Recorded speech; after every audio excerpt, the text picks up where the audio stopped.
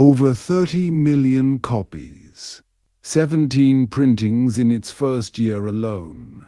90 years on the shelf, and it still outsells books written this season. In 2013, the Library of Congress called it the seventh most influential book in American history, ahead of nearly every novel you were ever assigned in school. And the man who wrote it was a pig farmer's son from Missouri, who got up at 4 in the morning to milk the cows, who failed at the one thing he actually dreamed of doing, and who, at the lowest point of his life, was sleeping in a small room at a Harlem YMK, broke, out of work, with no idea what came next. He wasn't a genius. He wasn't a psychologist. He had no system and no credentials, nothing but a habit most people never bother with. He watched other people, closely, for 30 years, the way a naturalist watches birds, and he wrote down what he saw. This is the story of how Dale Carnegie learned to read people. And it begins strangely, with him walking away from the best job he ever had, a stud in Missouri in 1888. Dale Carnegie, he spelled it Carnegie back then, is born on a farm near Maryville, into the kind of poor that a single bad spring can wash away. The family loses crops, loses ground. He grows up doing chores in the dark, up at 4 to milk the cows, then the long haul to school. By the time he reaches the State Teachers College in Warrensburg, he's one of the few boys too poor to board in town. And he notices things, the way a kid on the outside always does. He notices that the students everyone admires aren't the richest, and they aren't the cleverest. They're the ones who can stand up and talk, the ones who win the speaking contests, the ones who make a room lean in. So he sets out to learn how. He enters the contests, and he loses and loses and loses, and then, slowly, he starts to win. And somewhere in there the question that will run through his entire life takes shape. Not how do I get good grades, but what is the actual skill that makes people listen to you? He doesn't have the answer. He just can't put the question down. After college, he takes a job that finally uses the thing he's been studying. He sells bacon, soap, and lard for Armour and Company, out of a territory based in South Omaha, Nebraska. Cold trains, small towns, a sample case, and a stranger to win over in every shop. And he is good at it. Not scraping by, good. He builds his patch into the #1 territory in the entire company. The farm boy who couldn't afford to board in town is now the best salesman Armour has. And then he quits. Not because he's failing, because he's succeeding at the wrong thing. The money is fine. The life feels empty. What he wants, what he's wanted since those college speaking contests, is to stand on a stage and move a room full of people. So he walks away from the best job he's ever had, the one he is winning, for something with no guarantee at all. Hold on to that, because it's the same nerve that writes the book later. This is a man who would rather take the right risk than keep the wrong sure thing. Most people do the reverse, their whole lives. Carnegie almost never does. He goes to New York and enrolls at the American Academy of Dramatic Arts. He actually lands a part, the lead, a Dr. Hartley, in a touring production of a play called Polly of the Circus. He crosses the country with the show, and he hates it. The applause doesn't fill the hole he thought it would, and when the tour folds, the work simply stops. No company, no next role. He comes back to New York with almost nothing and takes a room at the YMCA on 125th Street up in Harlem. This is the bottom. Mid-20s broke, the sales career behind him, the acting dream dead, in a room he can barely pay for. By every visible measure, He bet wrong and lost. Except he is about to notice something inside that building that everyone else had walked straight past. He needs money, and there's one thing he can do: teach people to speak. So he goes to the YMK's manager and pitches a public speaking course. The manager won't risk a salary on an unknown. "Fine," says Carnegie. "Pay me nothing. Just give me a share of whatever comes in." They settle on commission. Carnegie takes most of the net. The Y keeps the room. And the room fills. It fills with working men, clerks, salesmen, shopkeepers, who think they've signed up to cure their stage fright. Carnegie watches them stand to speak and lock solid. The sweat, the shaking hands, the sentence that dies halfway out of the mouth. And watching them night after night, he sees the thing underneath the thing. Their problem was never public speaking. Underneath "I can't give a talk" sat something larger and unspoken. I can't make people respect me. I can't make my boss listen. I can't walk into a room and have it go my way. What these men were starving for wasn't elocution. It was confidence, and the ability to handle other human beings. So he stops teaching only speeches, and starts teaching that. And the class detonates by word of mouth. One full room becomes many, in city after city. He has stumbled onto it, in a borrowed room at the lowest point of his life, the one subject everybody needs, and nobody is ever taught. Other people.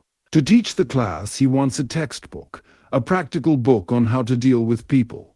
He goes looking for one. He searches the libraries, and it isn't there.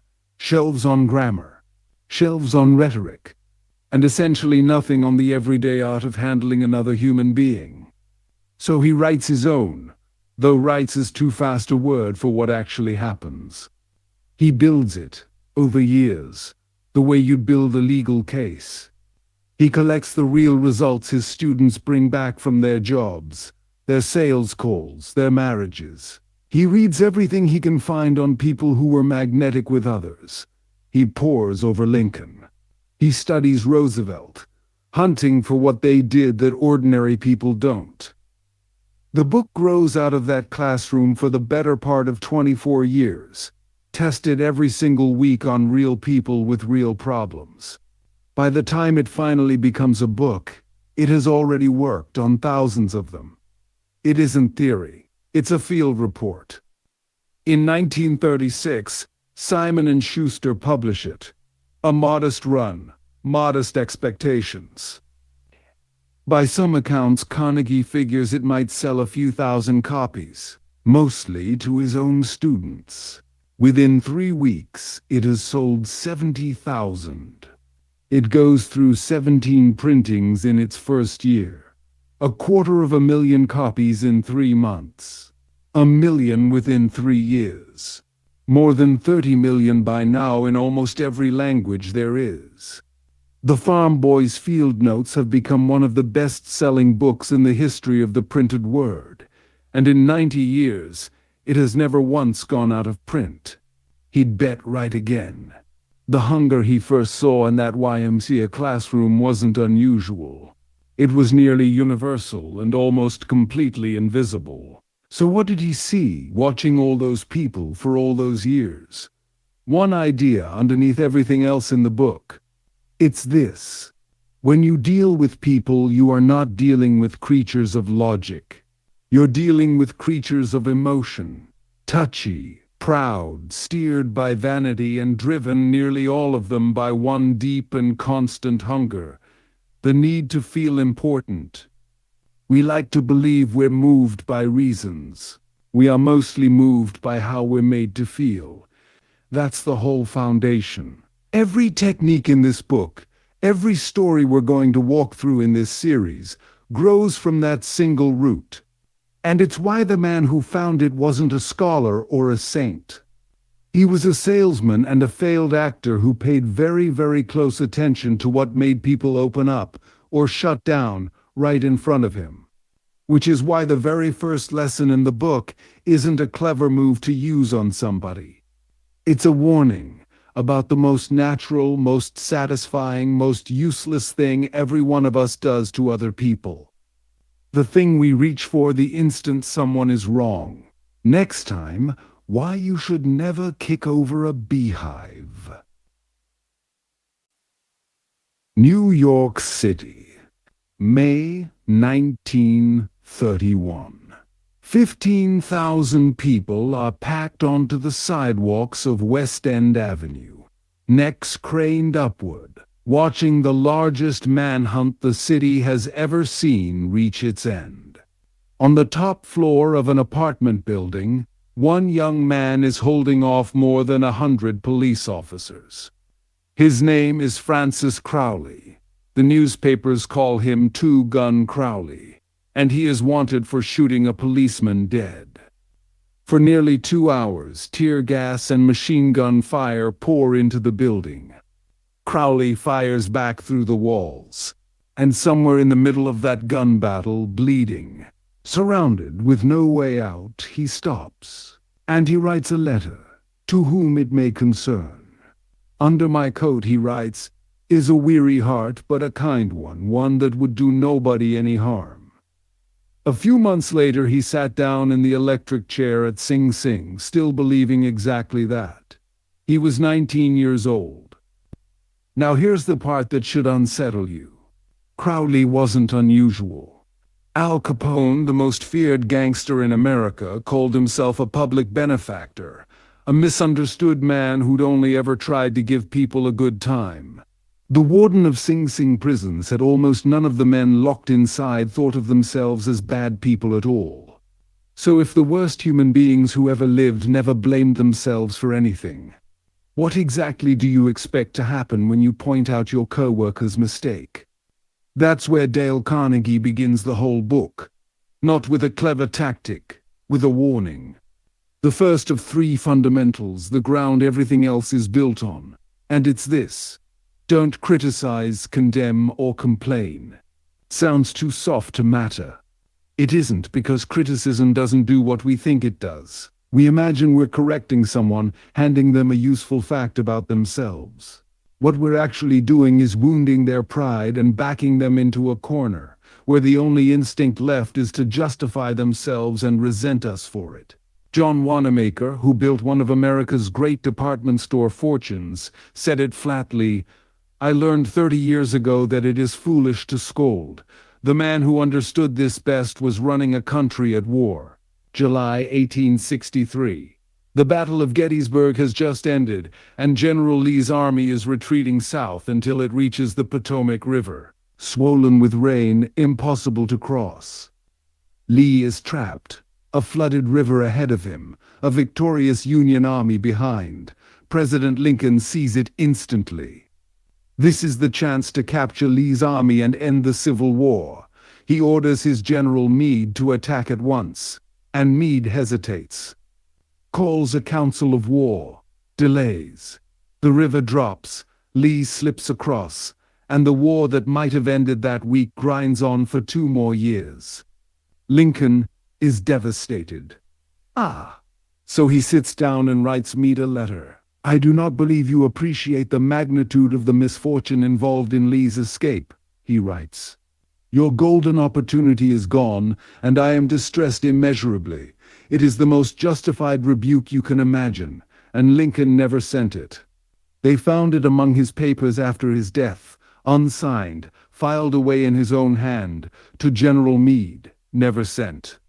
The wisest man in the country had every right to let that general have it. And he understood it would change nothing, that Meade would only defend himself and resent his commander. So he wrote the words to get them out of his chest, and he put them in a drawer. That's the principle. If you want the honey, don't kick over the beehive. Criticism feels productive. It almost never is, which leaves an obvious problem. If you can't criticize people into changing, how do you move them at all? Carnegie's answer runs underneath the entire book. There is only one way to get anyone to do anything, and that's to make them want to do it. You can force people with threats, sure, but only until your back is turned. Real influence comes from feeding something people are quietly starving for. The psychologist William James called it the deepest principle in human nature. Not the wish, not the desire, the craving to be appreciated. Almost nobody feeds it. So the person who does becomes unforgettable. Take Charles Schwab. In the early 1900s, he became one of the first men in America paid more than $1 million a year, back when a dollar was a dollar and there was no income tax. Andrew Carnegie handed him that fortune to run the largest steel company on earth. Not because Schwab knew the most about making steel. He said himself that plenty of his own employees knew more about it than he did. He was paid that staggering sum almost entirely for his ability to handle people. And when he was asked his secret, here's what he said: "I am hearty in my approbation and lavish in my praise." That's the whole trick. He praised people sincerely and constantly, and the best of them ran through walls for him. Carnegie first saw it as a boy on a Missouri farm, watching his father win blue ribbons for his hogs at the county fair. The hogs couldn't have cared less about the ribbons, but his father cared enormously, pinned them on a long sheet of muslin, and showed them to every visitor. The recognition gave him a feeling of importance, the same feeling every person you meet tomorrow is hungry for. One warning, and Carnegie is firm about it: this is not flattery. Flattery is counterfeit, telling people what they want to hear, and most people can smell it coming.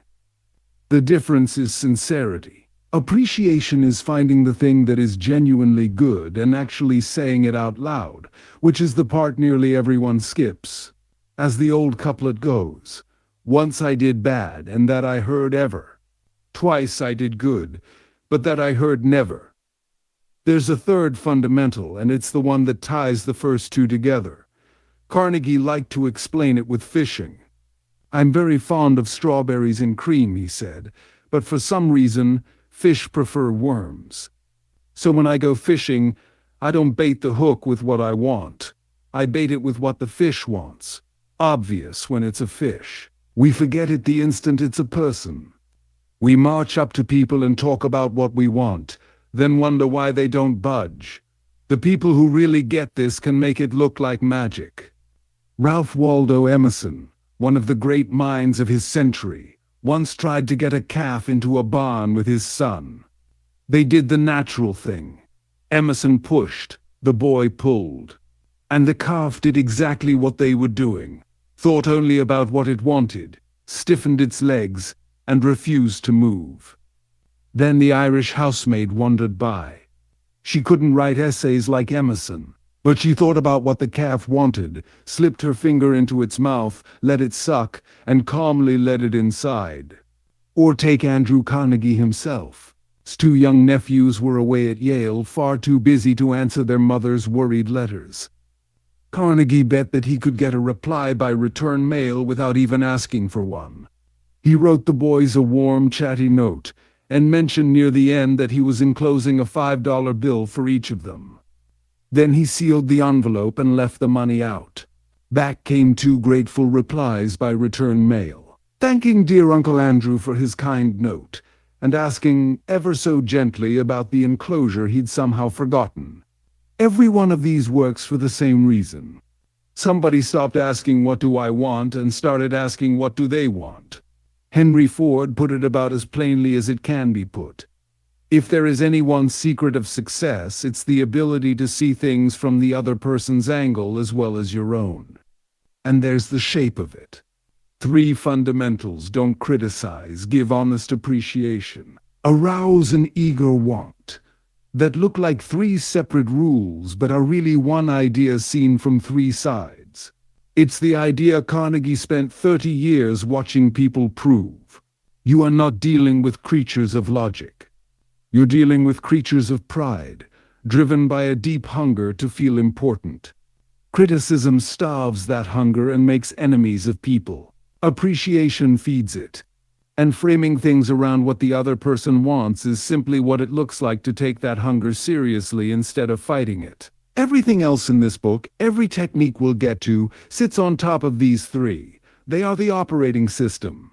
Get them wrong, and no clever move will save you.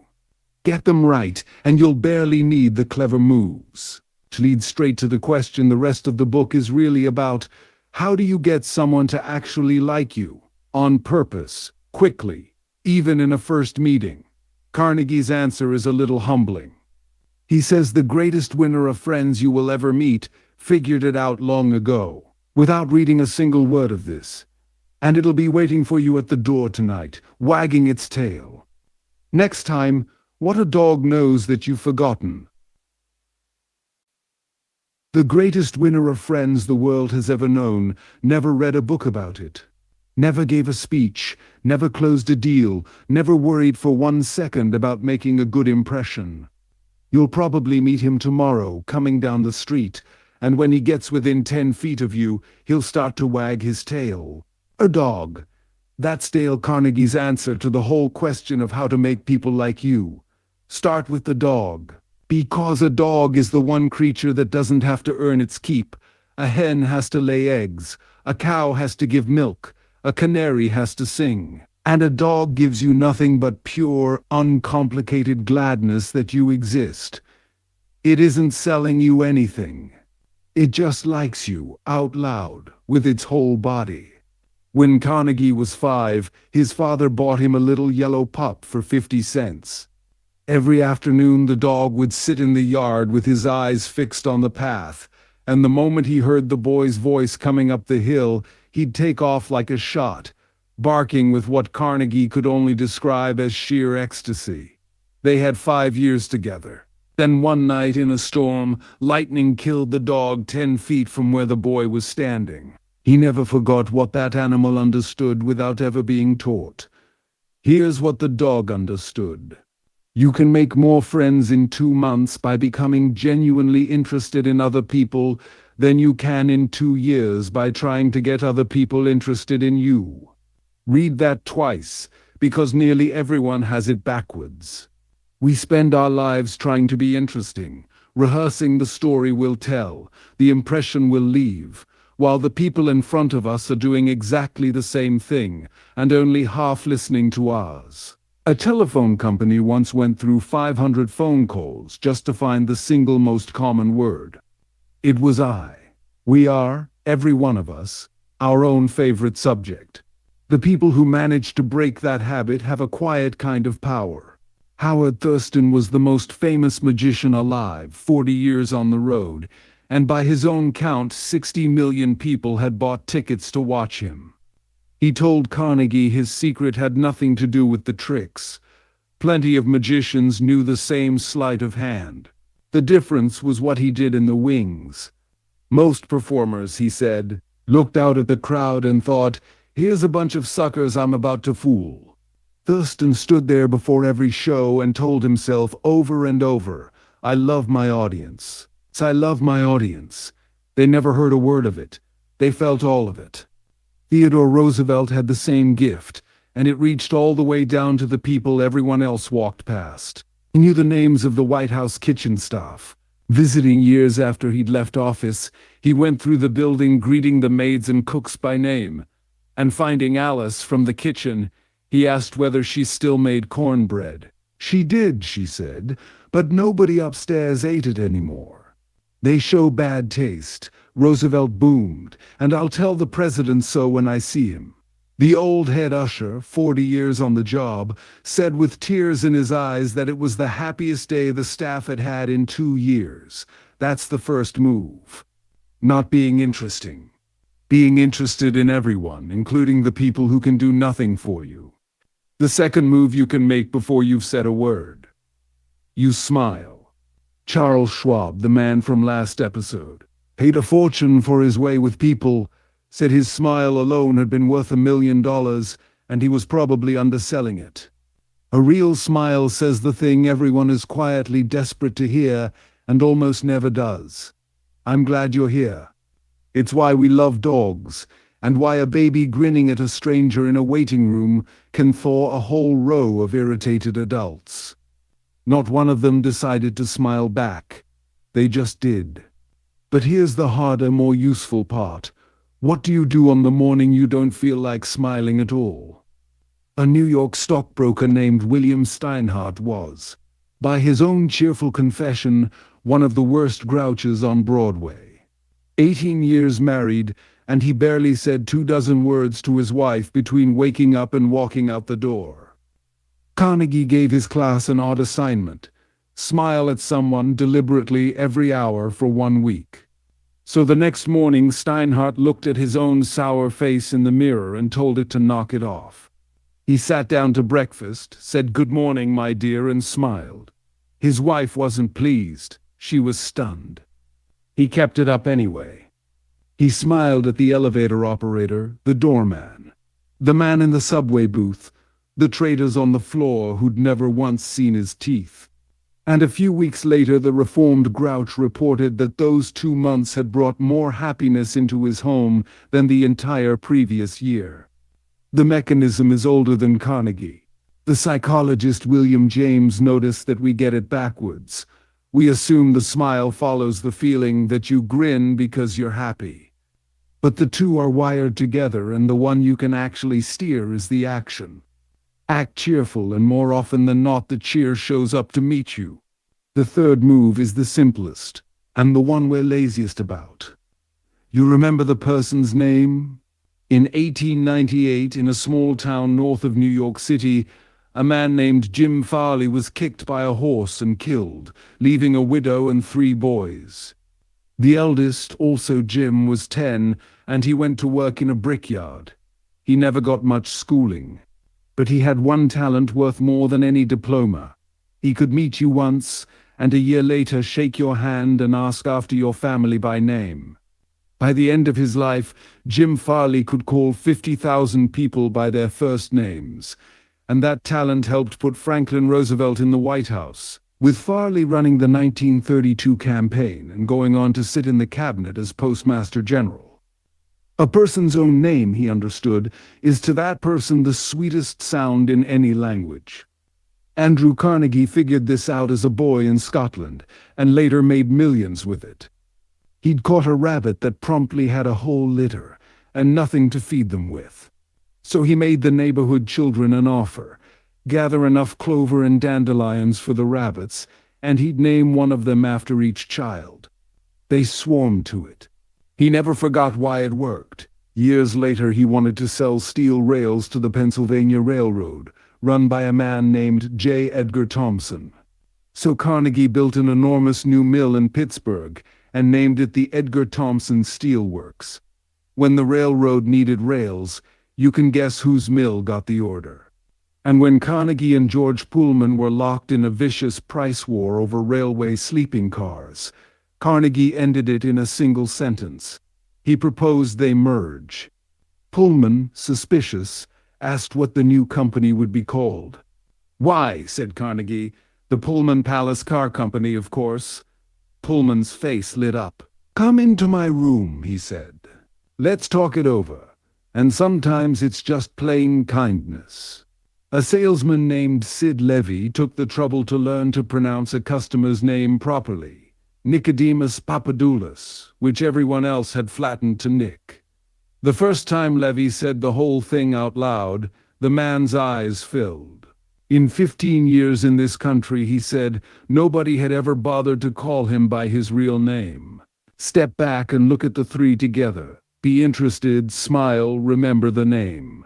Carnegie files them under ways to make people like you. But notice what they actually are. They're fast.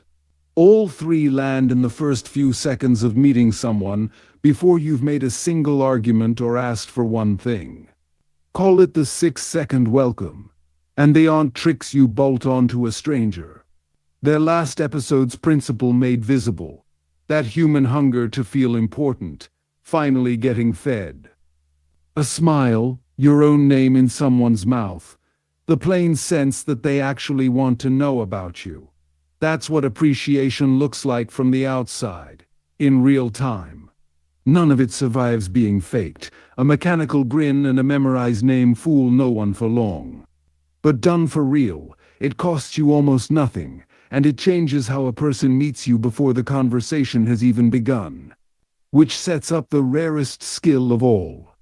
Because there's one way to make a person feel more important than smiling at them, or remembering their name, or asking about their kids, and almost nobody alive can do it. Carnegie once spent an entire dinner being told he was the most fascinating conversationalist in the room. He had barely said a word. Next time, how to win someone over by saying almost nothing. A while back, Dale Carnegie went to a dinner party in New York and got seated next to a botanist. He'd never really talked to a botanist before, and he found the man electrifying. Sat on the edge of his chair while the expert talked about exotic plants and indoor gardens and the strange secret life of the ordinary potato. There were a dozen other guests at that table. Carnegie ignored every one of them and listened to the botanist for hours. When midnight came and he stood to leave, the botanist turned to their host and praised Carnegie warmly. He was so stimulating, so interesting. He was, the botanist said, one of the most interesting conversationalists he had ever met. Carnegie was a little stunned, because he'd barely said a word all night. He couldn't have talked about botany if he'd wanted to. He knew nothing about it. He had done exactly one thing. He'd listened with his whole attention because he was genuinely fascinated. And the other man felt that and floated home on it. That's the secret hiding inside the last 3 ways to make people like you, and it's almost the opposite of what you'd guess. The way to become the most interesting person in the room is nearly always to stop trying to be interesting at all. The first move is the one we're worst at. Just listen. Most of us don't really listen, we wait. We reload, scanning the other person's sentence for the gap where we can jump back in with our own story. People feel that instantly. Real rapt attention is one of the rarest and most flattering things a human being can give another. As one writer put it, almost nobody is proof against the implied flattery of someone truly hanging on their words. Carnegie once sat beside a woman at a party who had just come back from Africa. He asked her about it, and that was essentially the last thing he said. She talked happily for 45 minutes and never asked about a single one of his own travels, because she didn't want to hear them. She wanted a listener. Most people do. Here's how far that goes. Years ago, the New York telephone company had a customer from hell, a man who screamed at their representatives, refused to pay his bill, wrote furious letters to the papers, and filed lawsuits. So the company sent one of its best troubleshooters to see him. And the troubleshooter did something radical. Nothing. He sat and he listened. The man raved. The troubleshooter said yes, and I see, and let him pour the whole thing out. Then came back and listened again. 4 visits, hours of it. By the end, the furious customer had calmed all the way down, paid what he owed, and dropped his complaints. He'd even started a little protest society, of which the patient troubleshooter became the only other member. Nothing was argued. Nothing was won. The man had simply, finally, been heard, and it turned out that was the thing he'd been fighting for all along. The second move. Talk about what they care about, not what you came to say. Theodore Roosevelt could talk to anyone. Cowboy, diplomat, politician, scientist, and the trick wasn't raw genius. Whenever he knew a guest was coming, he'd stay up the night before reading about whatever that person loved most. He understood that the surest road into someone's heart is a conversation about the thing they treasure. A Boy Scout leader named Edward Chalif once needed a wealthy executive to fund a boy's trip to Europe. Before the meeting, he'd heard that this man had once written a check for $1 million and then had it framed. So the first thing Chalif did, walking into that office, was ask if he could please see the famous check. A check for $1 million. He'd never imagined such a thing, and he wanted to be able to tell his boys he'd seen one with his own eyes. The executive lit up and told him the whole story behind it. Only at the very end did the man ask, by the way, what Chalif had actually come for. Chalif told him, and the executive sent not one boy to Europe but 5. Plus, Chalif himself, for 7 weeks, with $1,000 of credit and a personal tour of Paris. He'd asked for one thing and received 10, because he walked through a door the other man was already standing at. A New York baker named Devernoy spent 4 years trying to sell bread to a single hotel, calling on the manager week after week, getting nowhere. Then he found out the man's real passion, a national society of hotel greeters that he loved and led. Devernoy went back and asked about that, and only that. He said nothing whatever about bread. A few days later, the hotel called him in to place an order. The third move gathers up the first 2. Make the other person feel important and mean it. Carnegie was once stuck in a dragging line at a post office, and he noticed the clerk looked bored stiff, the same envelopes, stamps, and change year after year. So he set himself a small challenge: find one honest thing to admire about this man and say it. It wasn't hard. As the clerk weighed his letter, Carnegie said, "I wish I had your head of hair." The man looked up, startled, and beamed. They had a warm little exchange, and the clerk walked a few inches taller the rest of that day. When Carnegie told that story once, a man in the audience demanded to know what he'd been angling to get out of the clerk. The answer is nothing, and that's the entire point. He got the one thing he wanted, the feeling of having brightened a stranger's day for free, which stays with you long after the moment is gone. This is the oldest rule we have. Strip away thousands of years of philosophy and religion, and you keep landing on the same single instruction. Zoroaster taught it in Persia. Confucius taught it in China. Buddha taught it by the Ganges. Jesus put it most simply of all: do unto others as you would have them do unto you. Almost everyone you meet believes somewhere that they are important, and Emerson admitted that every man he met was his superior in some way, because there was always something he could learn from him. Treat people as though they matter, and you become someone they never want to stop talking to. A blacksmith's son named Hall Caine, with barely 8 years of schooling, so admired the poet Rossetti that he wrote a whole lecture praising him and mailed it off. The flattered Rossetti invited the young man to be his secretary, and that one sincere letter put Caine among the great writers of his day and set him on the road to a literary fortune. And it lives in the smallest words. "I'm sorry to trouble you. Would you be so kind? Thank you." Tiny courtesies that cost nothing, and quietly oil the whole grinding machinery of an ordinary day. So look back at the whole of part 2.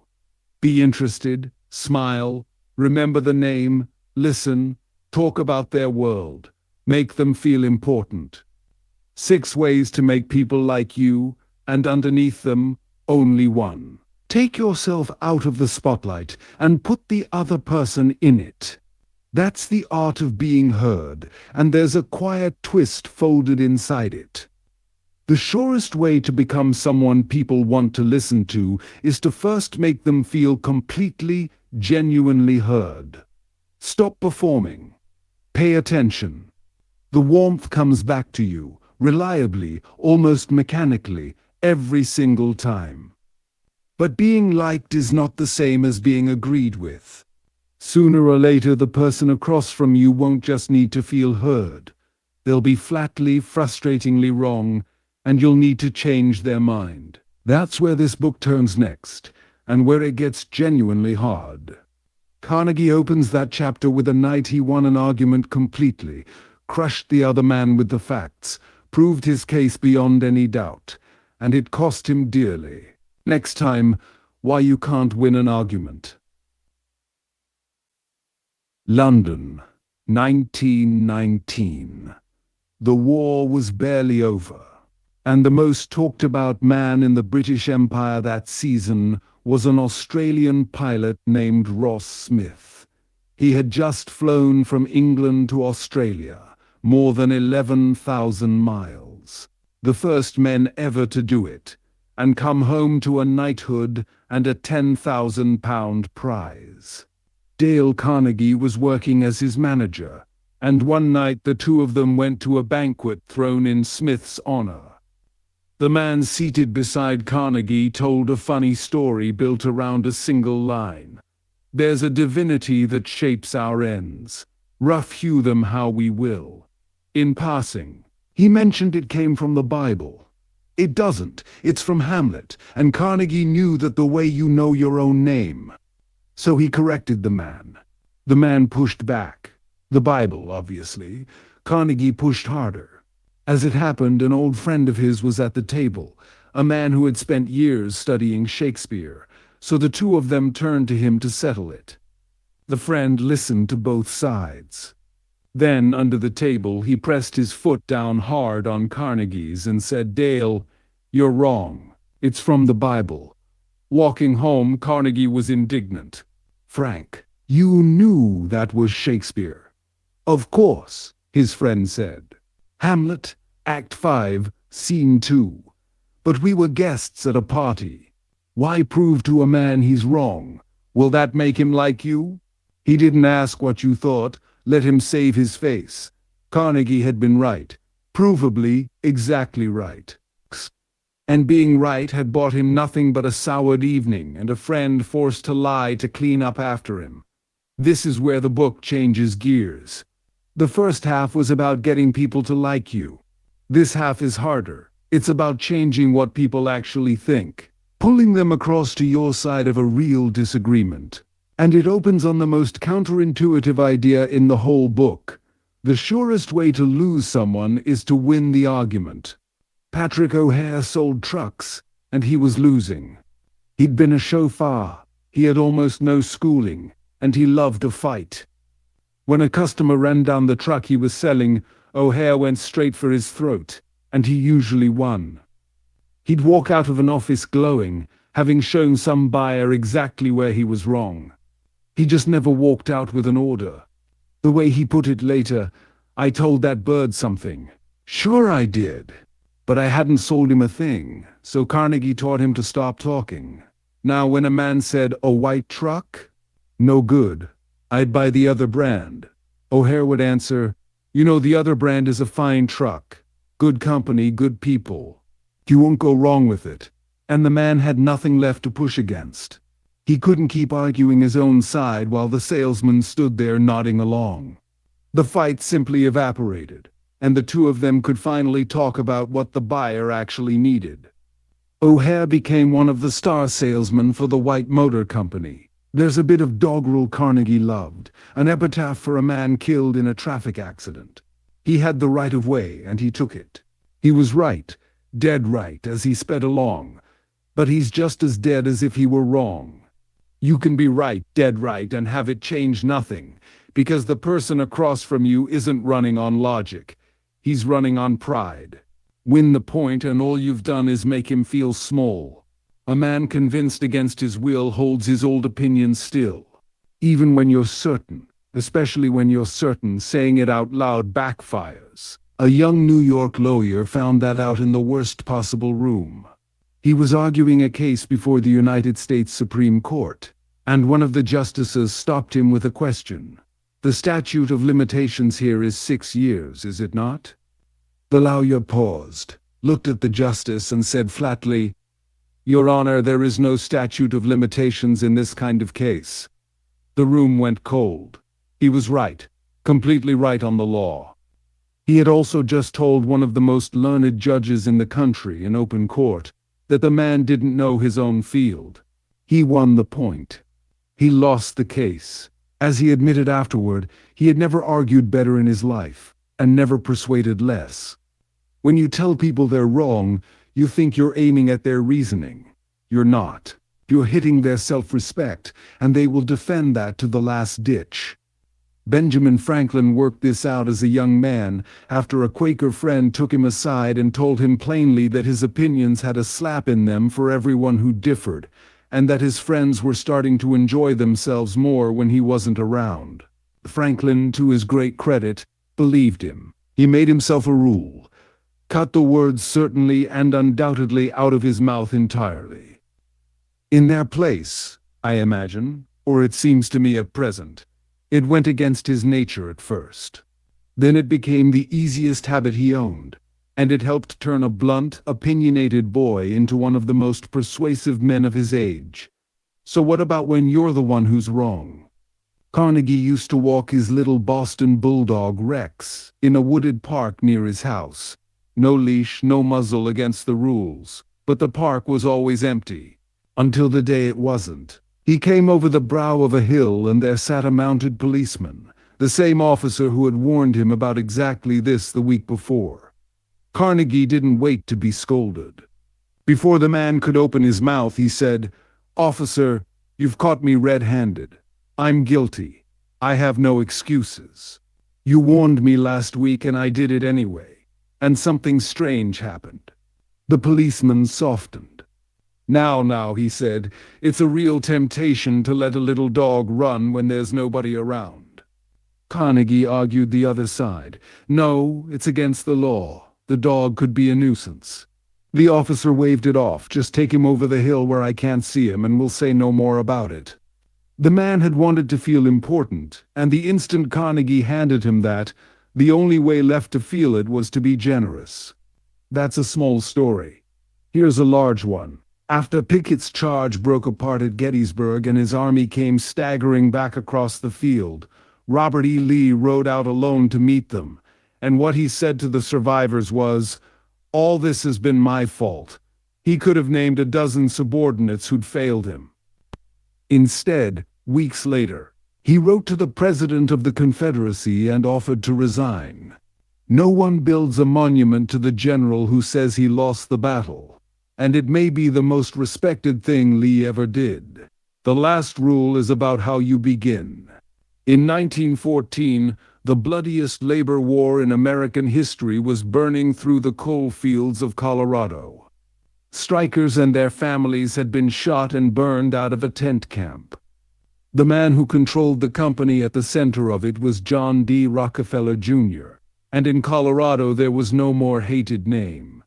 Some of those miners would gladly have hanged him from a tree. The next year, Rockefeller went to Colorado in person and stood up in front of the strikers' own representatives to speak. And listen to how he opened. He didn't lead with terms or figures or blame. He told them this was a red-letter day in his life, that he'd spent the past week in their camps and their homes, meeting their wives and their children, and that he stood before them not as strangers, but as friends. You can disagree with everything that man stood for and still see exactly what he did in that room. He reached for the one thing that disarms an enemy, which is to refuse to treat him like one.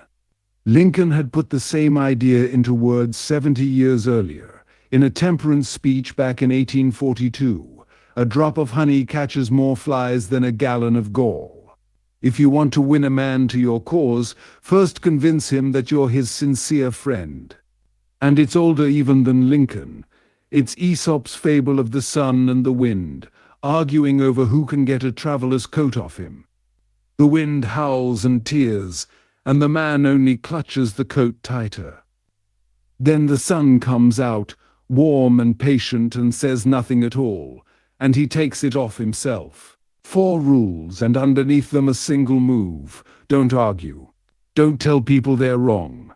When you are wrong, say so before they can, and open like a friend. Every one of them asks you to give up the same small, hot satisfaction, the pleasure of being right out loud. Because an argument was never really a debate to be scored. It's 2 people, each defending a self. The moment the other person feels attacked, the facts stop mattering, the drawbridge goes up, and nothing you say gets across the water. So you stop trying to win. You make it safe for him to come over to your side. That isn't weakness. It's the only thing that has ever actually changed a human mind. But don't argue only tells you what not to do. It leaves the real question wide open. If you can't shove a man toward your side, how on earth do you lead him there? Carnegie's answer is 24 centuries old, and it belonged to a barefoot man who irritated the whole city of Athens by asking questions. He never told anyone they were wrong. He just asked small things they had to say yes to. One yes, then another, until his opponent looked up and discovered he'd agreed his own way into a conclusion he'd walked in fighting. Next time, The Secret of Socrates. Picture a marketplace in Athens 24 centuries ago. There's an old man working the crowd, barefoot, snub-nosed, badly dressed, stopping people to ask them questions. The city called him a gadfly, after the fly that bites a horse and won't be swatted away, and a great many Athenians found him insufferable. Watch him corner some confident young man who is absolutely certain he knows what courage is. Socrates doesn't argue with him. He never once tells him he's wrong. He just asks a small question, and it's so reasonable the young man says yes. He asks another and gets another yes. A third question, a third yes. Every step is tiny, every answer is obvious, and the young man keeps nodding along, until somewhere near the bottom of the staircase, he looks up and finds he has agreed his way into the exact opposite of what he believed when he walked in. And he can't locate the step where it happened. That was the method that still carries Socrates' name. The Athenians eventually found it so maddening they put him on trial and sentenced him to death for it. But strip the philosophy away, and what's left is a tool so simple a truck salesman could use it. And one did, 24 centuries later, to sell electric motors. The whole thing runs on a single word. Yes. We're still inside the hard half of the book, how to move someone to your way of thinking, and the 4 moves in this stretch all run on the same engine. Stop shoving people toward your conclusion. Build them a path and let them walk down it themselves. The first move is the one you just watched Socrates pull. Never hand them the chance to say no. Joseph Allison sold electric motors for Westinghouse, and it had taken him 13 years to crack one stubborn account. 13 years. His predecessor spent 10 on the man. Allison spent 3 more, before the company finally bought a handful of motors as a test. Get those right, and a huge follow-up order would come. So 3 weeks later he walked back in glowing, and the chief engineer met him with a sentence that stopped him cold. I can't buy the rest of those motors. They run too hot. I can't keep my hand on them. The old Allison would have argued the specifications. This time he asked a question instead. You'd agree a motor shouldn't run hotter than the industry standard, right? Of course. And the standard allows a motor to run up to about 72 degrees above room temperature, correct? Correct. And how warm is your mill room? Oh, about 75. So if we add 72 to 75, we land near 147, and you'd scold your hand on anything that hot, wouldn't you? Well, yes. So perhaps the trouble isn't the motor at all. Perhaps it's the hand on the motor. Every answer was yes, because every question was fair, and the engineer reasoned his way out of his own objection without once being contradicted. He picked up the phone and booked about $35,000 of business. Allison's verdict, after years of doing it the other way, arguing had cost him a fortune, and asking had made him one. There's a reason this works, and a psychologist named Harry Overstreet had pinned it down a decade earlier. When a person says no and means it, the whole body braces. The nerves and muscles set themselves against you. The drawbridge goes up. A yes does the opposite. It leaves the system open and leaning forward. String together a few small yeses, and a person is already moving your way before you make the real ask. The second move is quieter still. Once you've got them agreeing, get out of the way. One of the biggest car makers in America was about to hand out a year's contract for upholstery fabric, more than $1.5 million of it, and 3 suppliers were called in to make their final pitch. One of the salesmen showed up that morning having completely lost his voice. Laryngitis. He could manage a whisper and not much of one. He was shown into a room with the company's engineer, its purchasing agent, its sales director, and its president. He stood, strained to speak, and squeaked. So he gave up and wrote on a notepad, "Gentlemen, I have lost my voice. I'm speechless." "I'll do the talking for you," the president said, and he did. He put up the salesman's samples and praised them. He laid out their strengths and answered the objections in the room, taking the whole time the exact side the salesman had come there to argue. The salesman's entire contribution was to nod and smile. He left with the contract, over 500,000 yards of fabric, the largest order of his career. And he knew, he said, that he'd have lost it if his voice had worked, because he'd have argued, and the president would have pushed back.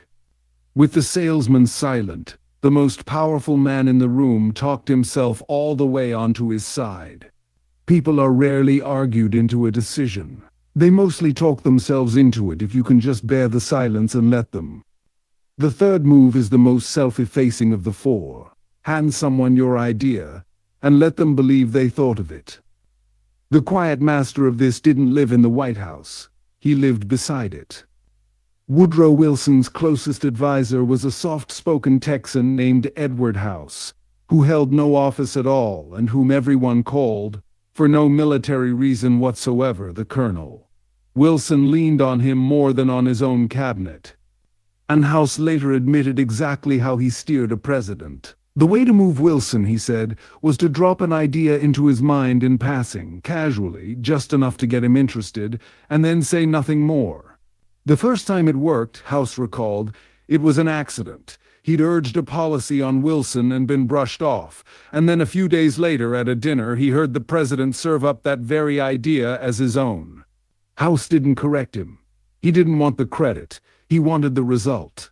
A struggling salesman named Eugene Wesson found his way to the same truth, the slow way. He sold design sketches to a New York stylist, and over 3 years the man had turned him down something like 150 times. Then Wesson changed exactly one thing. He walked in with a stack of unfinished sketches and said, "I've got these half done. Would you tell me how you'd finish them so they'd actually be useful to you?" The buyer kept them a few days, told him what to change, and Wesson drew them up precisely to those notes. The buyer took everyone, because by then they weren't Wesson's sketches, they were his. Wesson had stopped selling, and the man had started buying. Emerson named the feeling a century before either of them. In the work of genius, he wrote, "We recognize our own rejected thoughts coming back to us, and we never love an idea more than when it arrives wearing our face." The last move asks the most of you. You have to actually see the thing from where the other person is standing. There was a park near Carnegie's house that he loved, and every summer he watched boys build little cooking fires under the trees. Fires that got away from them, sometimes badly enough that the fire department had to come. At first he handled it the obvious way. He'd ride up on the boys, order them to put the fire out, and threaten them with arrest if they didn't. It worked, in a fashion. They'd stamp it out, sullen and stung, and the moment he was over the hill, they'd build it right back up, probably half hoping the whole park would burn. So he tried beginning from their side instead. He'd ride up and say something like, "Having a good time, boys? What's cooking? I loved building fires when I was your age, still do, to tell the truth. But you know how fast these can get away from us out here. The dry leaves catch, and then there are no trees left for anybody. I'm not going to play the policeman, I just hate to see the place ruined. Would you do me a favor and rake the leaves back from it and bury it in dirt before you head home? And next time maybe build your fire over in the sandpit where it can't hurt a thing." The same park, the same boys, the same fire, and a completely different ending. No sullenness, no rebuilt blaze because they hadn't been ordered, they'd been understood. They got to keep their dignity and the trees got to keep standing. 4 moves. The yes, the silence, the borrowed credit, the other person's point of view. Set them side by side and they look like 4 separate tricks. They aren't. Every one of them does the same single thing. It goes around the ego instead of charging straight into it. That's the real secret under the Socratic method, and it's almost a letdown how plain it is. Persuasion was never about the force of your argument. It's about lowering the other person's guard far enough that your idea can walk in the door looking like theirs. The most persuasive people you'll ever meet barely seem to be doing anything at all. A question here, a held tongue there. And somehow you come away agreeing, certain you got there on your own. But every move so far has quietly assumed the other person is reasonable, that a gentle question, or a little room, is all it takes. Sometimes it isn't. Sometimes the person across from you is furious, or dug in, or sure that you're the enemy. What do you do then? That's where the book reaches for stronger medicine. The one sentence that can take the fight out of an angry man. The motive that flatters someone into doing the right thing. And a trick the steel baron Charles Schwab pulled on a lazy night shift, with nothing but a piece of chalk and a single number scratched on the floor. Next time, let it be their idea.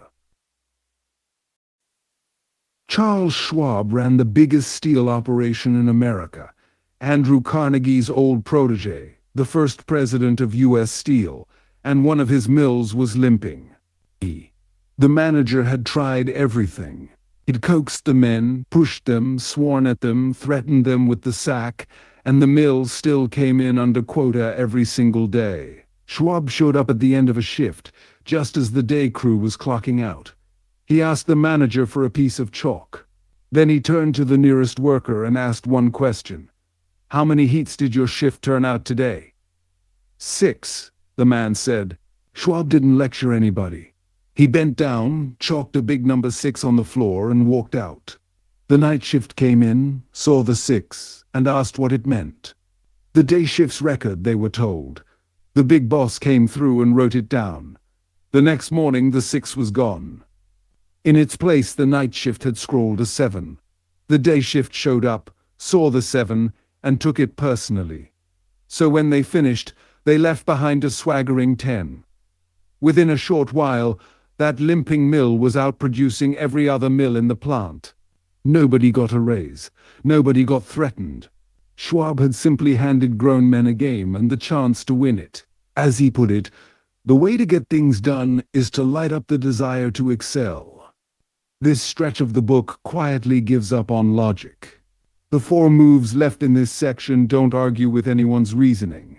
They reach underneath it, to how a decision makes a person feel about themselves. Get that part right, and the other person doesn't just agree with you. They want to. There's a sentence that can take the heat out of almost anyone. "I don't blame you a bit. If I were you, I'd feel exactly the same." And the strange thing is you can say it and mean it, because if you really had the other person's life, you would feel exactly the same. Carnegie learned this on the wrong end of it.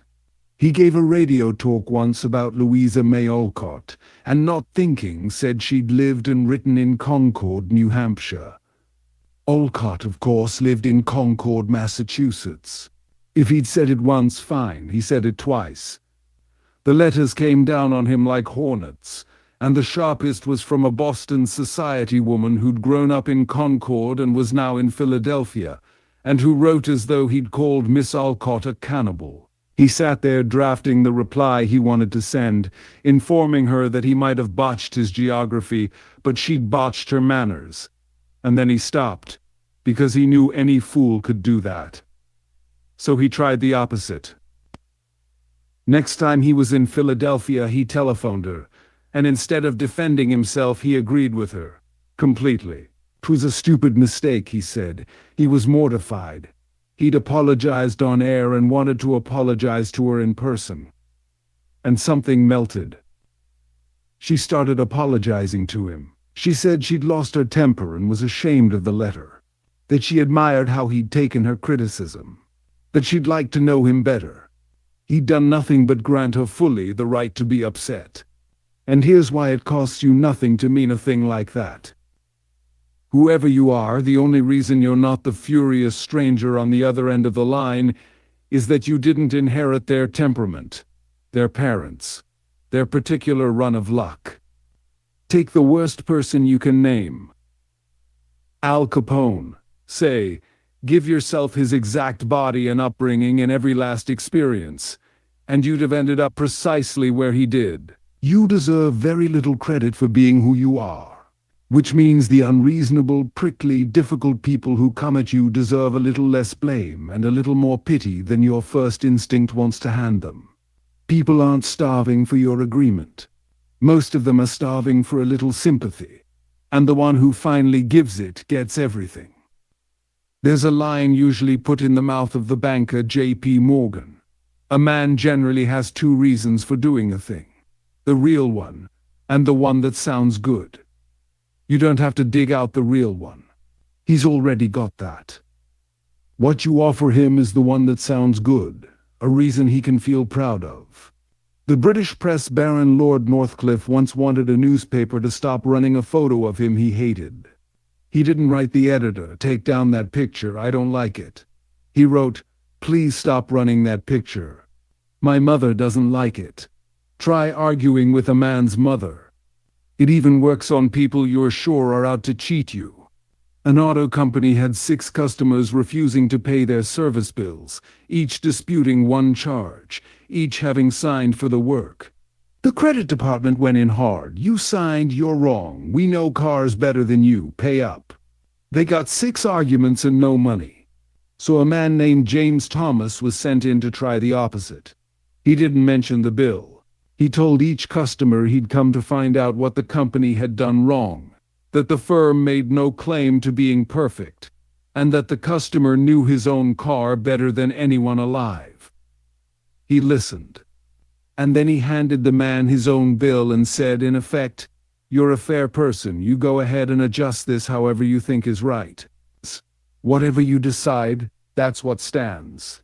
5 of the 6 paid every penny. And within 2 years, all 6 bought new cars. He hadn't out-argued a soul. He'd simply decided out loud to treat each man as honest.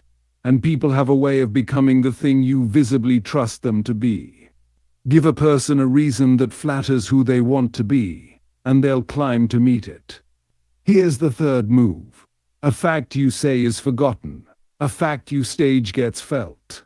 A market researcher named Boynton had to deliver a report on cold cream to one of the toughest ad men in the business. The first meeting was a disaster. They fell into an argument about his research methods, the clock ran out, and he left with nothing. So he came back a second time and didn't bring a single sheet of figures. While the man was on the phone, Boynton opened a suitcase and dumped 32 jars of cold cream onto the desk. Every competing brand the man knew, and on each jar a tag spelling out what the research had found about it. The arguing simply stopped. The man hung up, picked up one jar, then another, reading the tags. 10 minutes he'd grudgingly offered turned into a full hour, and the order was his. Same facts as the first meeting. He just made them something you could pick up in your hand. You can do it with almost nothing. A cash register salesman walked into a grocery, told the owner his ancient registers were leaking money on every sale, and threw a fistful of pennies clattering across the floor. The words alone hadn't moved him. The sound did. He bought new machines. Schwab's chalk worked on a whole crew. The same move works on one person, and it's the strongest in the book, because nothing pulls at a capable person like being dared. When Al Smith was governor of New York, Sing Sing prison was a running scandal that no one would touch. Wardens had come and gone, one of them lasting 3 weeks. It was the kind of post that ended careers, and everyone knew it. Smith called in a man named Lewis Laws, and Laws wavered, because he had a future to protect and Sing Sing had already swallowed better men. Smith couldn't sell him the job. The job was indefensible. So instead he looked at Laws hesitating and said, more or less, "I don't blame you for being scared. It's a tough spot. It'll take a big person to go up there and last." That was all it took. Laws went. He stayed 20 years, became the most famous prison warden in America, and wrote a book about it that sold by the hundreds of thousands. Why does a dare beat a raise? Because as the psychologist Frederick Hertzberg found decades later, the thing that truly drives people at work isn't the pay or the perks at all. Those just keep them from quitting. What lights them up is the work itself, the chance to prove something, to do a hard thing well. The tire magnate Harvey Firestone said money never once held the good people. It was the game that held them. Give a capable person a mountain, and the quiet suggestion that they might be the one who can climb it, and you won't have to push. Sympathy, a reason to be proud of, a fact you can hold, a dare worth taking. Not one of them argues. Each one simply hands the other person a version of themselves they'd like to be: understood, honorable, impressed, victorious, and then steps back and lets them play it. That's what it really means to let it be their idea. You don't supply the logic, you supply the feeling, and you let them supply the reason. And because the pride in the decision belongs to them, the decision does too, which is exactly why it sticks. You were never really trying to win the point. You were trying to make winning it feel like their own idea. And once it does, they'll carry it further than you ever could have pushed it. Everything so far has assumed the other person was, underneath it all, already on your side.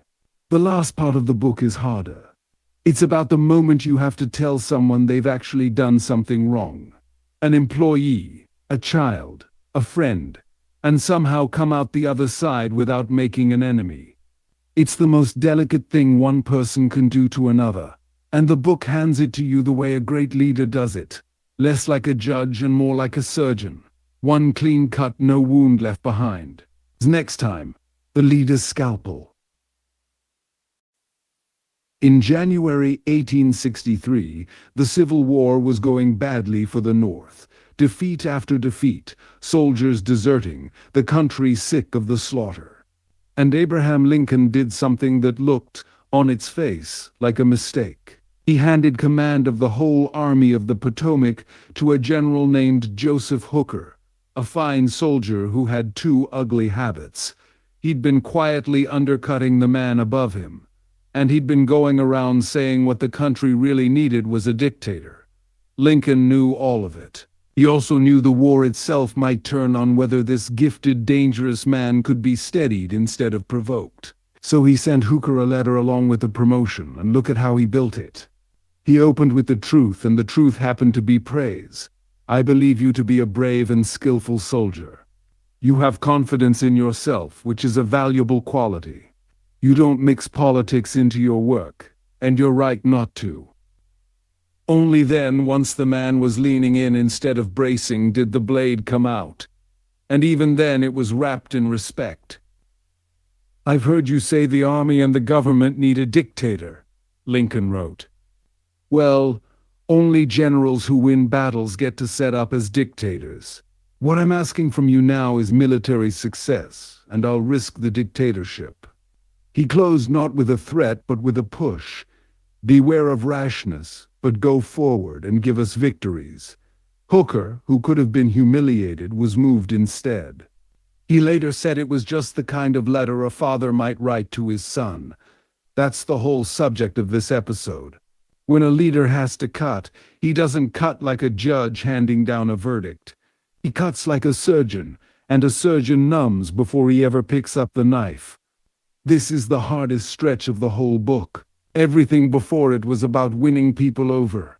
Now we get to the moment we all dread, when someone has genuinely done it wrong and you have to tell them so. There are 5 moves here, and every one of them does the same quiet thing. It protects the person's pride while you make the cut. The first move is to criticize so gently that the person barely feels accused. Charles Schwab, the steel man again, was walking through one of his mills and came on a group of his workers smoking, directly under a sign that read, "No smoking." He didn't point at the sign. He didn't ask if they could read. He walked over, handed each man a cigar, and said, "I'll appreciate it, boys, if you'll smoke these outside." That was it. They knew that he knew they'd broken the rule, and because he let them keep their dignity, they'd have walked through fire for him. John Wanamaker, who built one of the great department stores, did the same kind of thing on his daily walk through the Philadelphia shop. He spotted a customer waiting at a counter, ignored, while the clerks chattered in a knot at the far end. He didn't call anyone out. He stepped quietly behind the counter, served the woman himself, handed the purchase to the clerks to wrap, and walked on. Not one word of reproach, and the point cut deeper than any scolding could have. Often the difference comes down to one tiny word. Listen to a parent praising a child. "I'm proud of your grades this term, but if you'd worked harder at algebra," the child stops hearing the praise the instant that but lands. Now it's plainly just the runway for the real message, which is failure. Swap one word. "I'm proud of your grades this term, and if you keep that up, the algebra will come right along with the rest. Nothing else changes." But now there's no sting to flinch from, and the child believes you. You can hand someone a mistake the way you'd hand them a gift, carefully, and without making them feel small for taking it. The second move is harder, because it costs you a little pride up front. Before you tell someone what they did wrong, admit that you've done the same, or worse. In the autumn of 1908, Kaiser Wilhelm II of Germany gave a newspaper interview so reckless it set fire to half of Europe. He announced that he was practically the only German who even liked the English.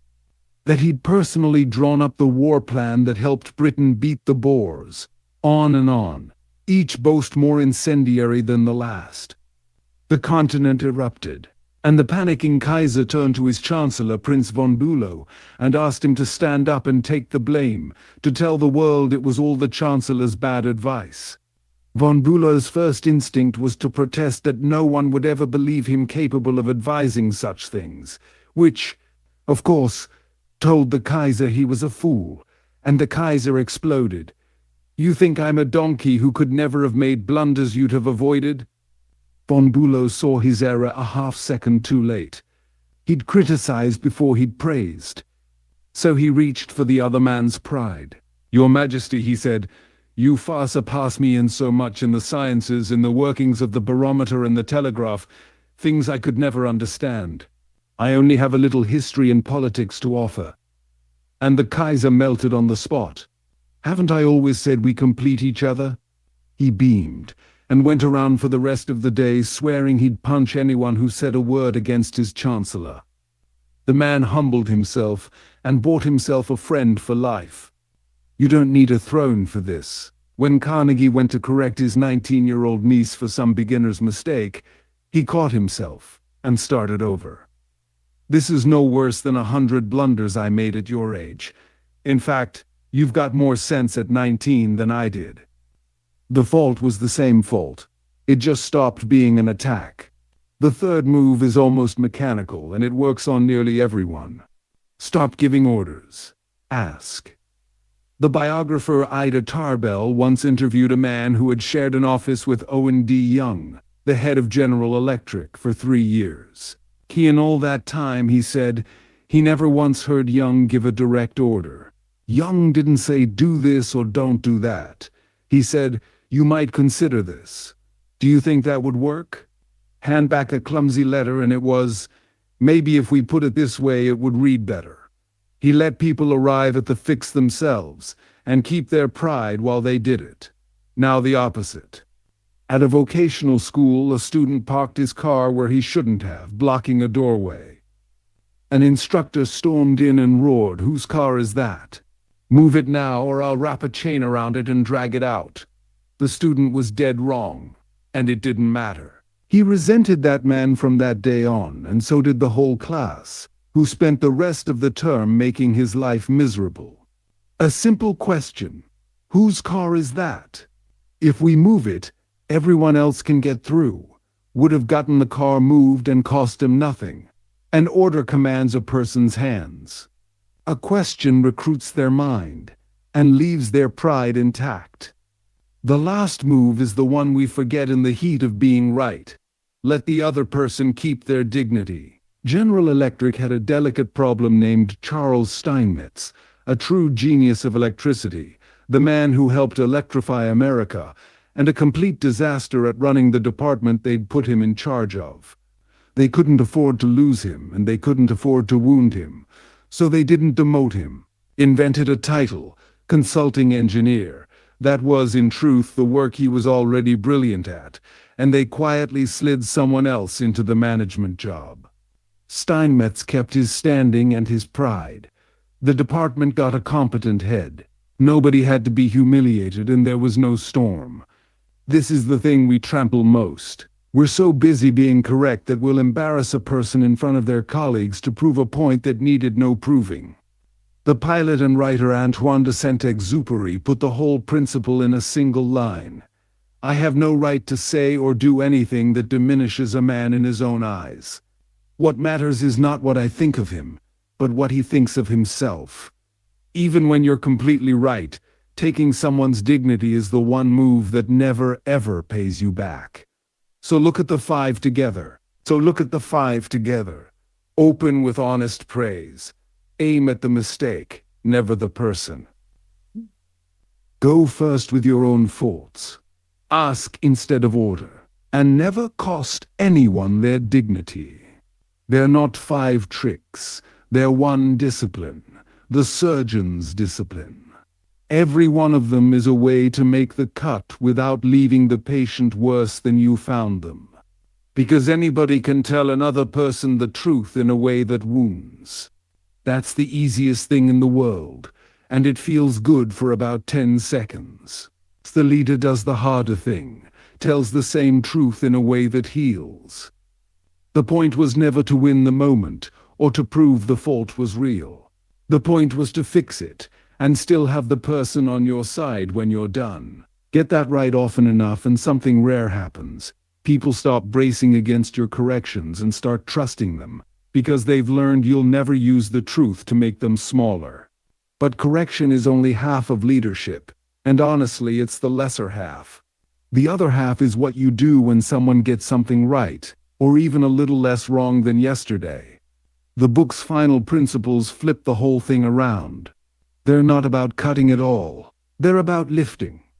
Praising the smallest flicker of improvement until a person chases more of it, and handing someone a reputation so good they'll break themselves trying to deserve it. It turns out the fastest way to change a person isn't to tell them who they're failing to be. It's to tell them who they already are. Next time, a reputation to live up to. A French actress named Georgette Leblanc once had her meals brought up by a servant girl the whole hotel called Marie the dishwasher, because that's where she'd started, at the bottom, scrubbing pots. She was plain, cross-eyed, awkward in body and spirit, the kind of person the world looks straight through. One day, as Marie set down a plate of macaroni with her chapped red hand, Leblanc looked at her and said something nobody had ever said to her in her life. "Marie, you have no idea what treasures are inside you." Marie didn't move. She was used to swallowing every feeling she had, so she just stood there a moment, afraid to so much as gesture. Then she set the dish down, sighed, and said, "Madame, I would never have believed it." She didn't argue. She didn't ask a single question. She went back down to the kitchen and repeated the sentence to the staff. And such is the strange power of being believed in that nobody laughed at her. From that day, Marie changed. She began to take care of her face, her body, the youth she'd never thought worth tending. 2 months later, she announced she was getting married. "I'm going to be a lady," she said. One sentence had reached in and rebuilt an entire person. That's the most powerful tool in this whole book. You don't tell people who they're failing to be. You tell them who they already are, and then you watch them rush to become it. The last stretch of the book turns away from correction completely. These 4 moves aren't about fixing what's wrong with people. They're about lifting people into something better. They're the warmest, kindest techniques Carnegie ever wrote down. And by the end of this episode, if I've done my job, the warmth is going to make you a little uneasy. Hold on to that feeling. We're going to need it next time. Carnegie had a friend, Pete Barlow, who trained dogs for a circus act, and he noticed Pete never punished a dog for getting it wrong. The instant the animal did anything right, even slightly right, Pete praised it, patted it, fed it scraps of meat, made a whole celebration of it. Animal trainers have known this for centuries. We somehow forget it the moment we're dealing with people. And praise, the smallest amount of it, has rerouted entire lives. A poor boy in Naples wanted to sing, and a teacher told him flatly that he had no voice. It sounded, he said, like wind in the shutters. But the boy's mother, a peasant who went without shoes to pay for his lessons, told him she could hear him getting better, that she believed in him. Her boy was Enrico Caruso, who became the most famous tenor in the world. A young man in London, his father in debtor's prison, was pasting labels in a rat-infested warehouse and writing stories in secret, mailing them off at night so no one would see him fail. So they came back rejected, again and again, until one was accepted. He wasn't paid a penny for it, but an editor had praised it, and he walked the streets weeping with joy. His name was Charles Dickens. This isn't sentiment. It's mechanics. The psychologist B.F. Skinner showed it cleanly. Reward a behavior and it grows. Ignore it, and it withers.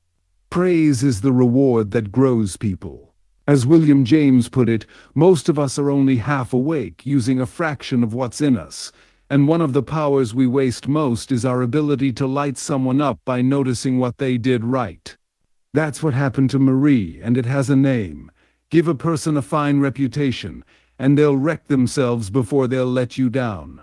A service manager named Hank had a mechanic whose work had quietly gone to seed. Slower every week, sloppier. He didn't write him up. He called him in and said, "Bill, you're one of the finest mechanics I've got. I've watched your work for years. Customers ask for you by name, which is exactly why I wanted to talk, because lately it hasn't been up to your own standard." The man left and went straight back to being the mechanic Hank had described, because now he had a self to protect. A Brooklyn teacher named Mrs. Hopkins opened the year with the worst-behaved boy in the school on her roster. Call him Tommy, a kid every previous teacher had warned her about. On the first day she went down the line greeting children, and when she reached him she looked him dead in the eye and said, "Tommy, I hear you're a natural leader. I'm going to be counting on you to help me make this the best class in the 4th grade." And then she spent the next few days catching him being exactly that. A 9-year-old handed that reputation couldn't bring himself to break it. Shakespeare had the whole technique in 6 words, 3 centuries early. Assume a virtue, if you have it not. Tell a person who they could be, as if they already were, and they'll go and become it. The third move is about hope. Tell someone they're hopeless at a thing and you kill the will to try. Tell them it's easy and that they've clearly got a knack, and they'll practice till dawn. A man of 40 took dancing lessons before his wedding. His first teacher told him the truth, that he was hopeless, that he'd have to unlearn everything and start over. And he quit, humiliated. His second teacher said his instincts were good, just a little old-fashioned, and that he obviously had a natural sense of rhythm. He knew somewhere that she was being generous. He didn't care. He became, by his own account, a far better dancer than the truth would have predicted, because someone made the climb look possible. Now the same move with everything on the line. A man named Clarence Jones had a 15-year-old son, David, with a bad scar on his forehead, 2 grades behind, written off by the schools as brain damaged, called Frankenstein by the other kids. The boy couldn't multiply. He counted on his fingers, so his father bought flashcards and turned it into a game against a stopwatch, 52 minutes the first night, and a celebration for every second they shaved off, the whole family dancing a jig over each tiny gain. The boy made the staggering discovery that learning could feel easy. Within a month he was flying through the cards. He went on to the honor roll and then the National Honor Society. Nobody had raised his intelligence. Somebody had just made the first step look like one he could take. The last move is to wrap the thing you want in a title, a role, a reason that makes a person glad to do it. Napoleon understood this completely. He created the Legion of Honor, named 18 of his generals marshals of the empire, and pinned medals on thousands of weathered soldiers. When critics sneered that he was handing grown men toys, he shrugged. "It is with baubles," he said, "that men are led." A grocery manager had a clerk who kept mislabeling the shelves, and no amount of nagging fixed it, until he made her supervisor of price tag posting, responsible for the accuracy of the whole store. The problem evaporated overnight. A woman plagued by boys trampling her lawn appointed the worst offender her detective, in charge of keeping trespassers off the grass, and he took to it with such relish he heated an iron and threatened to brand the next kid who stepped on it. Give a person a role they can be proud of, and they'll guard it like it's theirs. And the warning sits right beside the lesson.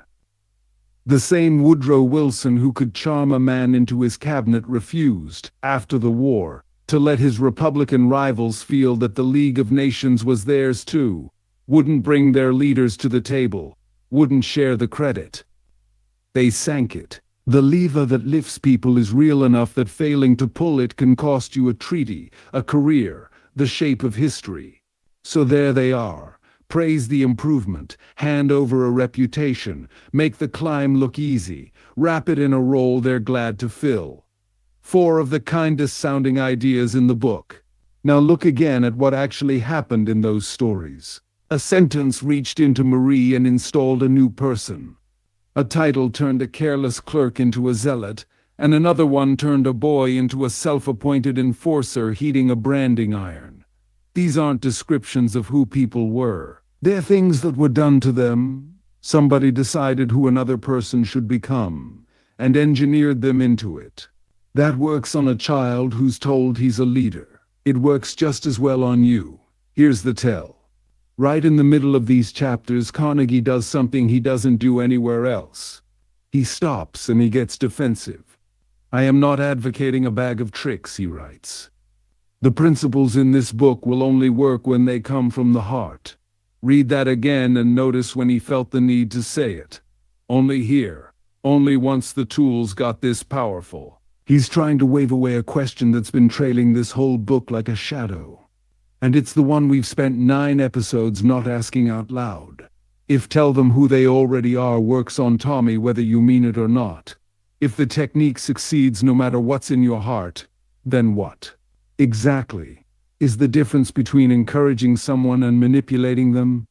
Carnegie wanted that question to have an easy answer. It doesn't. Because everything in this book works. That was never in doubt. A con man can run the yes ladder. A cult can appeal to your nobler motives. A bad boss can give you a fine reputation to live up to and work you to the bone inside it. The tools don't care who's holding them. So we've reached the thing this whole season has been walking toward, and there's no more putting it off. 9 episodes of techniques for reaching other human beings, and one last question about what they do to the person using them, and to the people on the receiving end. Next time, the finale. Manipulation or sincerity. Picture the most charming person who ever lied to you. Maybe they sold you something you didn't need, or talked you out of money, or just made you feel for a while like the center of the world, right up until you understood what they were after. Now watch what they did, move by move. They were fascinated by you, asked about your life, and actually seemed to listen. They remembered your name, your kids' names, the thing you'd mentioned once in passing. They made you feel important, and they meant for you to feel it. They never argued. When you pushed back, they said you had a point. They appealed to your better nature, your generosity, your good judgment. They told you what kind of person you were, and it was flattering, and you wanted to live up to it. Every one of those moves is something we spent this season teaching you. The rapt listening, the remembered name, the feeling of importance, the refusal to argue, the appeal to your better nature, the flattering reputation held out for you to live up to. The charming stranger who fleeced you ran the exact playbook we built, beat for beat. And it worked perfectly because the playbook works. Never once asks who's holding it. That is the accusation that has trailed this book for 90 years. That it isn't really about friendship at all. That it's a manual for manufacturing the appearance of caring. A handbook for getting what you want out of people while they thank you for it. For 9 episodes, we handed you tools and watched them work. Now the bill comes due. Because the question was never whether any of this works. We've seen over and over that it does. The question is the one underneath. When you use these techniques, are you becoming a better person or just a more effective one? And the people on the other end, are they being cared for or are they being handled? I'm not going to talk you out of the worry. I'm going to make it worse first, because it deserves to be taken seriously. And then I'm going to tell you the honest answer, which is not the comfortable one. Let's make the case against this book as strongly as it can be made, because it's stronger than its fans like to admit. First, the techniques are morally empty. Not bad, empty.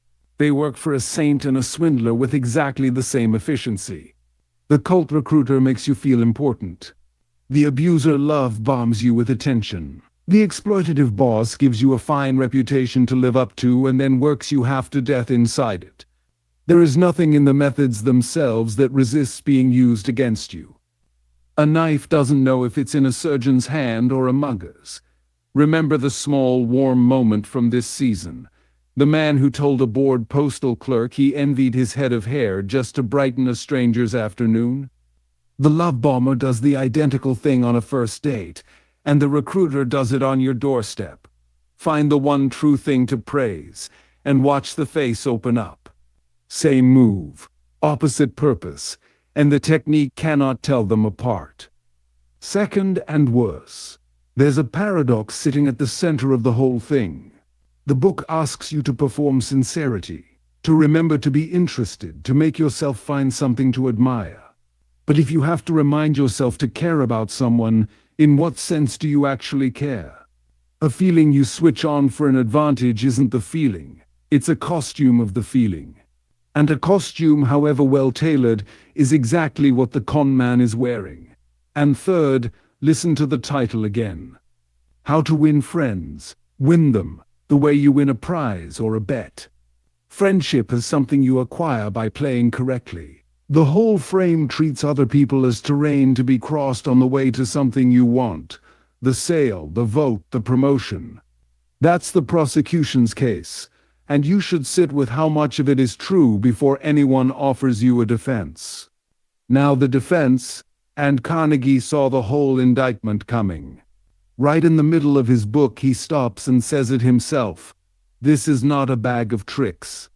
The principles only work when they come from the heart. People mock that line as a fig leaf. It's actually the key to the entire thing, and it rests on a real idea. We tend to assume the feeling has to come first, that you're warm, and so you act warm. William James, the father of American psychology, argued it runs the other way too. That action can produce the feeling, not just express it. You don't only smile because you're happy. You become a little happier because you smiled. Carnegie boiled it down to 5 words he made his students chant. Act enthusiastic, and you will be enthusiastic. And he was reaching, whether he knew it or not, all the way back to Aristotle, who taught that we become just by doing just acts, and brave by doing brave ones, that you build a virtue by practicing it before you have it. So look again at what the techniques actually ask. Find one honest thing to admire in the bored postal clerk and say it. Make yourself sit in the tax inspector's chair and see it his way.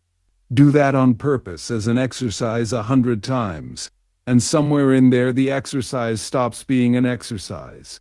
The attention becomes real attention. The interest you faked becomes interest you have. The technique was training wheels and one day you're just riding. That's not fraud. That is more or less how every decent habit a human being has ever owned got built, by doing it before you felt it. And there's a hard-headed point underneath the philosophical one. Insincere technique mostly fails anyway. People can feel the difference between someone who's interested in them and someone who's interested in their wallet. Flattery gets found out. The tools work best and longest precisely when they're true. That's a good defense. It's good enough to believe. And it does not close the case, so we're not going to pretend it does. The training wheels argument only works if the wheels eventually come off, if the practiced warmth turns into the real thing. But nothing in the technique makes that happen. Nothing forces it. You can run these exact moves for 40 years and never once mean them, and they will keep working the entire time. The con man's wheels never come off and he retires comfortable.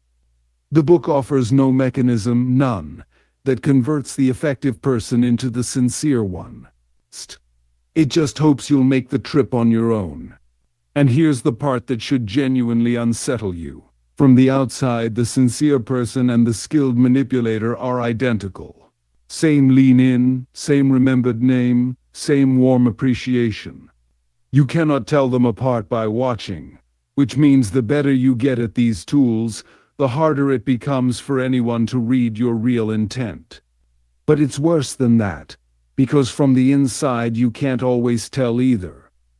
You can run the moves so smoothly that you convince yourself you're being kind when you're only being efficient.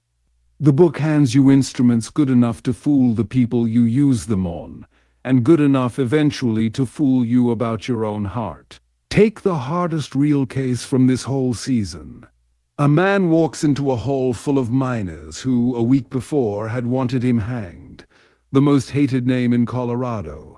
And instead of terms or threats, he opens with, "We meet not as strangers, but as friends," and tells them he spent days in their camps, in their homes, with their wives and children. The room turns. Zell asked the finale's question of that moment. Was it a sincere act of reconciliation, or the most expensive public relations play money could buy? The honest answer is that it was both, braided together so tightly that probably not even the man himself could have told you where the genuine feeling stopped and the strategy started. And if he couldn't be sure of his own heart in that room, what exactly makes you so sure of yours? So Carnegie's "let it come from the heart" turns out to be the right answer and a completely useless one. Right, because the heart is the whole ball game. Useless because the technique performs identically whether your heart is in it or not, so the book itself can never tell you or protect you from which one you're doing. The one safeguard that would matter is the one thing a book of techniques structurally cannot give you. So, manipulation or sincerity? The honest answer is that this book is both at once, and which one it becomes for you is decided by something it never mentions and cannot install. What you actually want from people. If you want people, their company, their flourishing, their good, then these techniques are nothing more sinister than good manners with the reasons made visible. They're the mechanics of treating someone as if they matter, practiced until they do. But if what you want is things from people, the very same techniques become a crowbar, and a frighteningly effective one. The methods are identical down to the last gesture. The hand on them is the entire difference. Carnegie could not write sincerity into the book, because sincerity was the one ingredient he needed you to supply, and he just quietly trusted that you would. That's the thing the title never warns you about. How to Win Friends and Influence People looks like a book about other people, how to read them, move them, win them. But every technique in it is really a mirror. The whole time you thought you were learning to handle everyone else, the book was running a quiet test on you. So we're not going to give you the comfortable ending, the one where Carnegie turns out to have been all heart, and you can close the book with a clear conscience and go practice your active listening. That ending is a lie and you'd feel it. Here's the true one instead. Every technique from this entire season is sitting in your hands right now. They're loaded. They'll work tomorrow morning on the very first person you talk to. Whether that turns out to be a kindness or a con is not up to Dale Carnegie, and it never was. The most important thing about the way you treat people was never the technique at all.